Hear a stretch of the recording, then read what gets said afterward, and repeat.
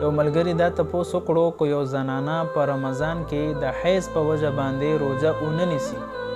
نو آیا دې دپاره په دغه ورځ کې خوراک څښاک کول جایز دي او که نه؟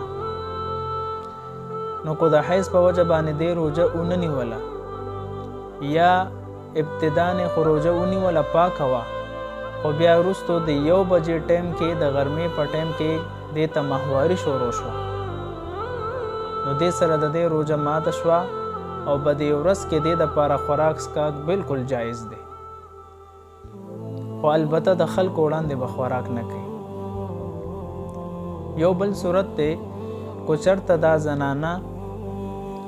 د رمضان په ورځ کې مثلا 1 بجې ټایم کې دا د حیض یعنی د ماهوارې نه پاکه شوه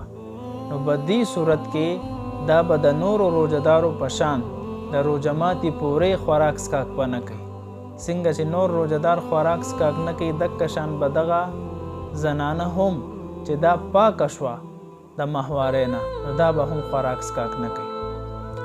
ابن عابدین شامی رحمه الله فرمایي الحائض اذا طهرت في رمضان